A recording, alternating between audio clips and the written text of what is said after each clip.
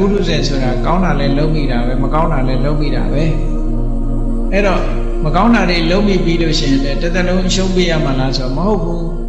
အဲ့ဒီကံတရားတွေကလွတ်မြောက်တဲ့နိလန်းတွေရှိတယ်ဆိုပါတော့အကုသိုလ်တစ်ခုလုံးထားမိပြီပြင်လို့မရတဲ့အကုသိုလ်ဆိုတာမရှိဘူးနော်ပြင်လို့မရတာအကုသိုလ်ဆိုတာမရှိဘူးဒေဝရကြီးကအမြင့်ဆုံးအကုသိုလ်ကံကိုကျူးလွန်တာဘုရားနဲ့ပတ်သက်တဲ့လောဟိတုပ္ပါဒကသံဃာနဲ့ပတ်သက်တဲ့သံဃဗေဒကလို့ဆိုဒီပြစ်မှုကြီးတွေတစ်ခုမကနှစ်ခုကျူးလွန်တယ်ဒေဝရနဲ့ပတ်သက်ပြီးမြတ်စွာဘုရားကဗျာဒိတ်ပေးတယ်မပေးလေအာပါယီကောနေရီယီကောဒေဝတ္တတုဒေဝရကပင်ရောက်မှာပဲငေးကြမှာပဲငေးကြမှာပဲ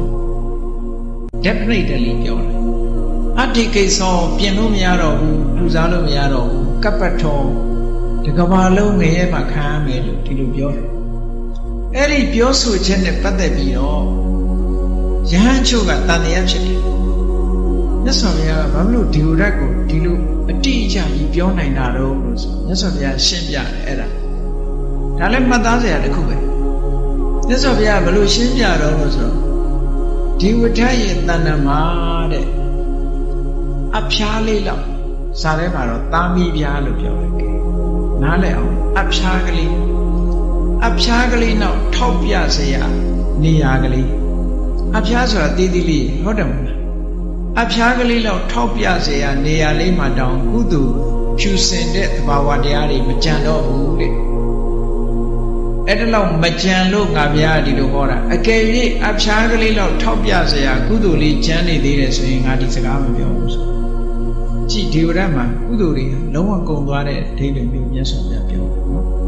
အဲ့ဒီပုဂ္ဂိုလ်မျိုးမှာငရဲကြမှာလို့အတိအကျပြောရတယ်။ဉာဏ်တဲ့ပုဂ္ဂိုလ်တွေငရဲကြမှာလို့အတိအကျပြောလို့မရဘူး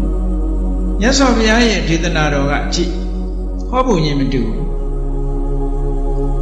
။မြတ်စွာဘုရားက